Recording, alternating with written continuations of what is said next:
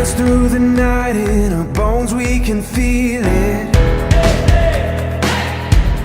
Aiming for the stars against the sky.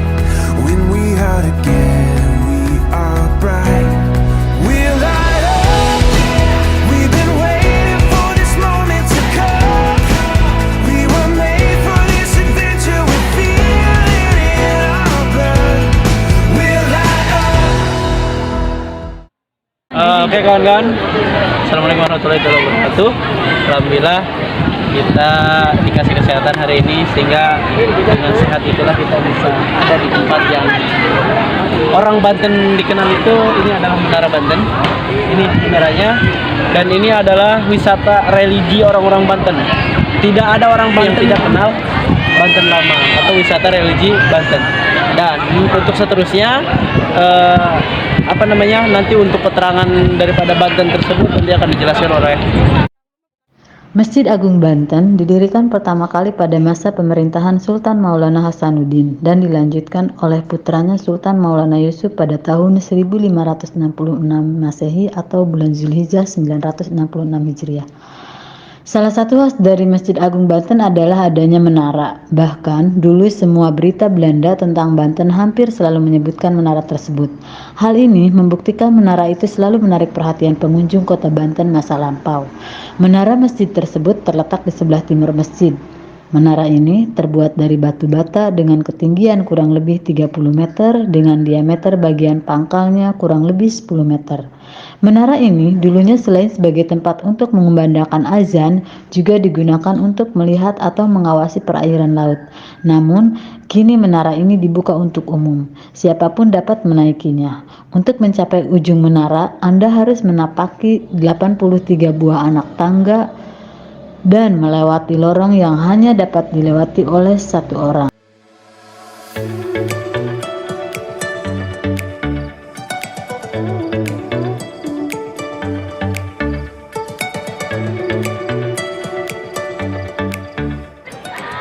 Jadi kawan-kawan, selain daripada Menara Banten yang ada di hadapan kita ini, dan saya jelaskan pula di dalamnya itu terdapat museum bersejarah peninggalan orang tua kita zaman dahulu atau pahlawan Banten pada saat itu. Terdapat keris, pedang dan lain sebagainya, sisa-sisa perang pada zaman dahulu. Dan ini juga ada Masjid Banten ini tetap sama dengan posisi yang lama. Jadi ikonnya tetap dipertahankan karena kita menghormati pahlawan-pahlawan kita, ya.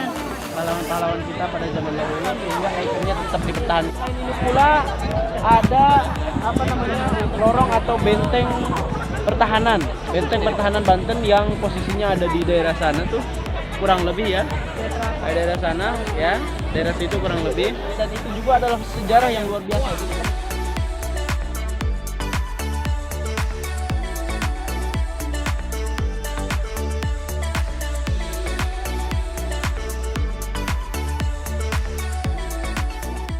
Bangunan benteng ini berdenah persegi panjang dan dikelilingi dengan tembok pertahanan setinggi 3 meter, di mana setiap sudutnya terdapat bastion atau ruang jaga.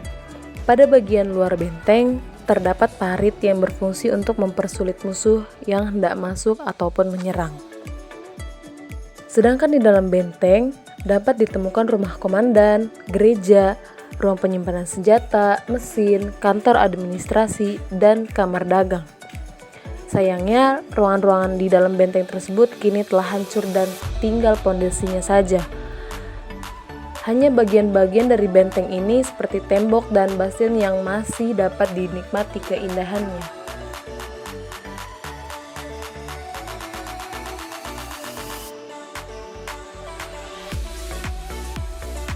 Menuju ke pintu benteng pertahanan. Pakai sih. Nah, ayo kita bareng-bareng lah, belajar bareng-bareng dan sama-sama belajar. Kita mau ke pintu. Terangin ini adalah pintu benteng pertahanan.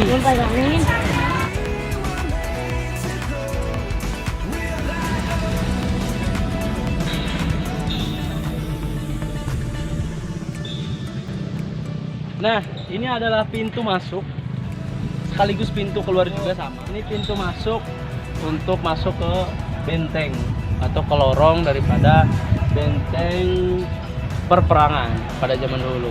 Nah, sebetulnya tadi sedikit saya lupa bahwa di sini juga ada terbuka ruangan. Jadi dari luar itu tidak terlihat bahwa di dalamnya juga ada ruangan terbuka. Tapi ada juga ruangan khususnya yang tertutup seperti kamar-kamar kayak gitu, tempat istirahat daripada tentara seperti itu, atau prajurit-prajurit atau sultan nanti tinggal disesuaikan saja ya. Nah, ini adalah tempatnya. Dan kalau misalnya mau lebih jelas, ada pelangnya di situ. Apa pelang? Pelang ataupun Pemberitahuan. Ini. Nah, ini ada beberapa tempat yang kemarin direnovasi sih sebetulnya. Cuman memang sudah rusak tadinya, bukan direnovasi. Tetap ikonnya itu tetap dipertahankan dengan seperti ini, biar tidak ada yang merusak lagi. Nah, ini di pagar kayak gini gunanya untuk biar jamaah ataupun wisata-wisata religi yang hadir ke sini tidak mengganggu atau merusak tempat yang sudah ada pada zaman dahulu. Nah, ini dilindungi oleh hukum cagar budaya ini. Makanya walaupun sedikit berserakan tempat-tempat ini, tapi tetap dipertahankan. Tidak ada barang sedikit pun yang dipindahkan, bahkan diambil dan lain sebagainya.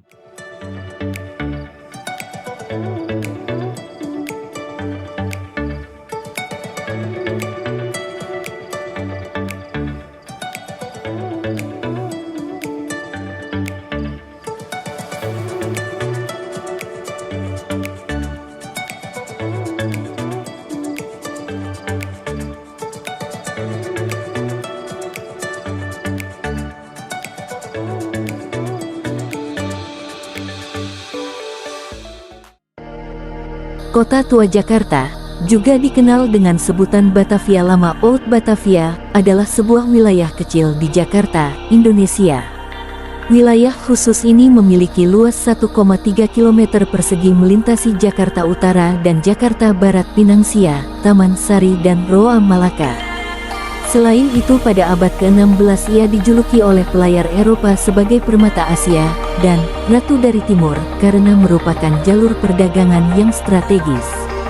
Kota Batavia didirikan di sebuah wilayah yang dulunya bernama Jayakarta tahun 1527 sampai tahun 1619. Daerah ini berdekatan dengan pelabuhan Kesultanan Banten yang bernama Sunda Kalapa. Pelabuhan tersebut sudah ada sejak zaman Kerajaan Sunda sebagai sarana perdagangan antar pulau di Nusantara. Pada tahun 1610, pelabuhan Sunda Kelapa dan Jayakarta diserang oleh perusahaan dagang Belanda VOC, Verenigde Oostindische Compagnie, yang dipimpin Jan Pieterszoon Coen. Kemudian, pada tahun 1620, VOC membangun kota yang baru, tepat di atas reruntuhan kota Jayakarta dan selesai dibangun pada tahun 1650. VOC menamai kota baru itu sebagai Batavia. Sejak saat itu, VOC mengendalikan semua kegiatan perdagangan, militer, dan politiknya selama menguasai Nusantara, hingga dilanjutkan oleh pemerintahan Hindia Belanda. Nama Batavia digunakan sejak tahun 1621 hingga tahun 1942 Belanda ditaklukkan oleh Jepang. Kemudian, Jepang mengganti nama Batavia menjadi Jakarta dan bertahan hingga saat ini.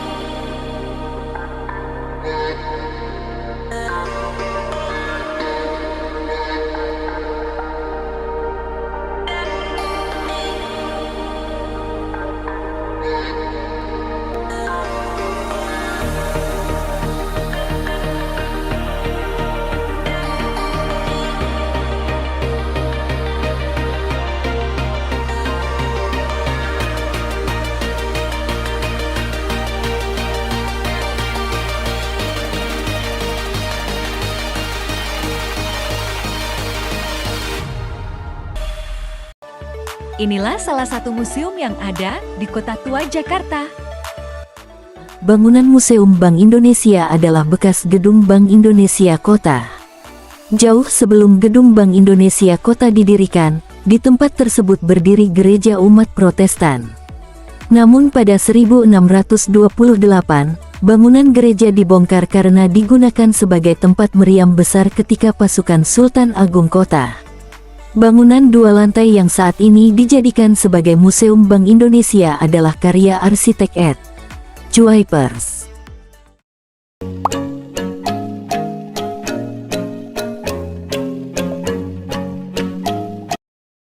Kerak telur adalah makanan asli daerah Jakarta dengan bahan-bahan beras ketan putih, telur ayam atau bebek, ebi yang disangrai kering ditambah bawang merah goreng, lalu diberi bumbu yang dihaluskan berupa kelapa sangrai, cabai merah, kencur, jahe, merica butiran, garam dan gula pasir. Kerak telur dapat ditemukan pada hari biasa. Anda bisa menemukan kerak telur di sekitar Kota Tua, Jakarta Barat. Menurut sejarah, kerak telur sudah ada dari zaman kolonial Belanda. Kerak telur diciptakan oleh masyarakat Betawi secara tak sengaja pada tahun 1970-an. Mari kita review. Jadi gimana Mang Antam? Rasanya coba kita rasain ya. Saya nyoba dulu masalahnya nih. Beda apa enggak sama yang di luar ya?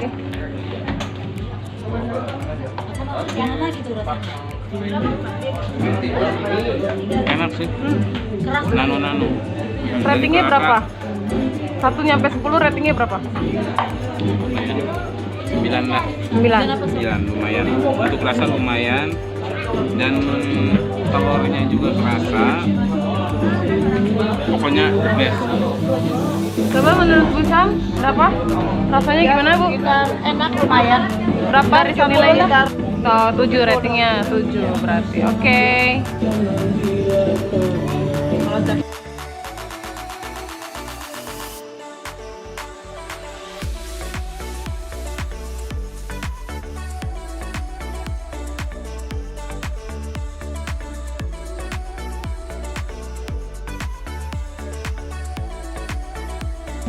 Hidup mahasiswa.